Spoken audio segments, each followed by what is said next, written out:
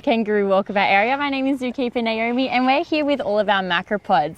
These are one of my favourite species because they always love to hang out with all of their friends. And as you can see, they sure are friendly. So these are some of our kangaroos and wallabies that we have in the area. So they're actually called a macropod. So they're part of the same family. The word macropod just means big foot. So if you have a look at all of their feet, they actually have a really big feet. This helps them to hop really long distances. So when they are hopping, they can reach speeds of up to about 60 kilometers per hour. And when they are traveling at top speeds, they can actually jump about 9 meters in length, maybe even more. So it's pretty awesome how quick and how long they can jump. Now, as well as that, when they are hopping, they can actually hop higher than 3 meters. So they can get really high off the ground. And usually when they're hopping, they're either trying to get somewhere quite quickly, as you saw them coming over to eat our food, or they're trying to hop away from a predator or what they might think will be danger. Now, kangaroos and wallabies are all part of the marsupial family, which means that they actually do have a pouch. Now, when they do have their babies, they're only pregnant for about 35 days. Depending on the type of kangaroo and the type of wallaby, it may change a little bit.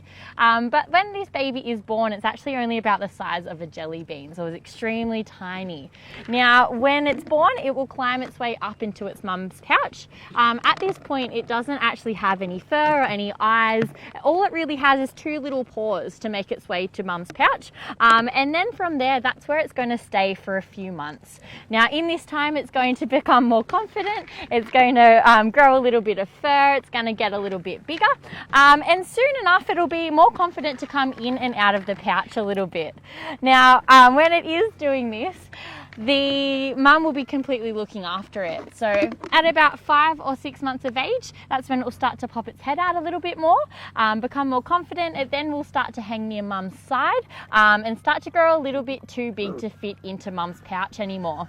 Now at this point, it'll then start to become part of the mob. So kangaroos can live in big groups of up to about 30 to 40 to over 100 kangaroos in one mob, whereas wallabies live a little bit differently. They usually live in smaller family groups and live in different areas as well. Now, once this kangaroo becomes mature, it will then become either part of the group or move on to find another family. Now, the difference between the kangaroos and the wallabies. So firstly, by looking at them, these girls here are what we call eastern grey kangaroos. So they are quite big. They're the ones you can find around the east coast of Australia. Then the smaller guys here, we have some redneck wallabies like this little one right here. And then behind over there is actually a swamp wallaby. So firstly, you can look at the difference in their size, but as well as that, they have differences as well. So their eating habits can be a little bit different. So kangaroos, they usually live in big paddocks where they like to graze on lots of grasses, whereas wallabies actually like to live in more sheltered areas where they'll use their hands to grab things from the trees. So it might be grabbing the bark, the sticks, it might be to get closer to the leaves. So they're usually a little bit better with their hands, where the kangaroos don't really need to be using their hands because they'll be grazing on lots of grasses. So at the moment, I'm actually feeding them one of their favourite foods. This is what you call a macropod pellet. So this is basically lots of grasses and lots of different bits of vegetation all mixed up into a pellet.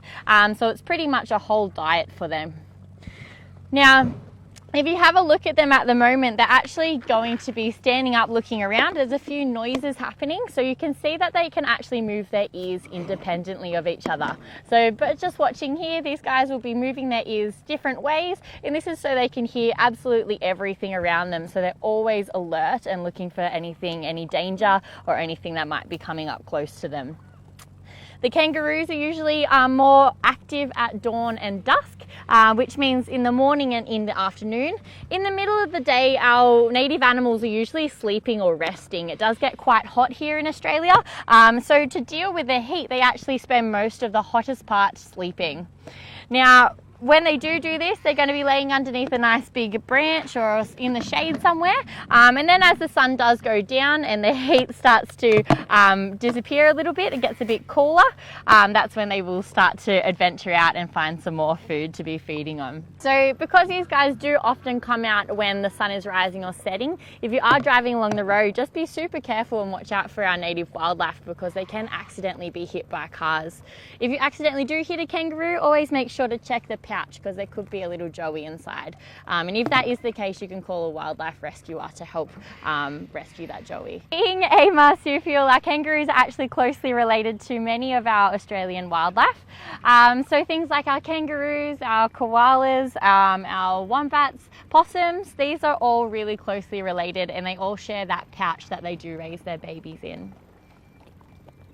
So with our kangaroos, these girls are the eastern grey kangaroos, which you can find along the east coast, whereas you do have other types of kangaroos that do live around Australia. So the ones down in South Australia and Western Australia, their fur is actually a lot different to the girls that we have here. So these kangaroos have quite thin fur, it's not very thick at all, and that's because it does get quite warm around here. Whereas the other kangaroos down south, they actually have very thick fur, and it's even darker in colour to help combat those cold weathers that they come across.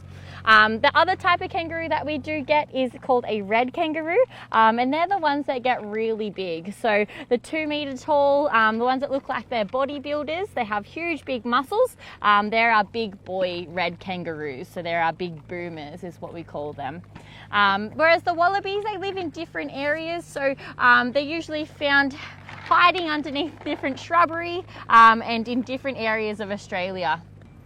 So with the kangaroos, they have really big hands, and on the end of those hands, if you do look, they actually have quite big claws as well. So those big claws are helped to protect themselves and also to help dig and things in the mulch.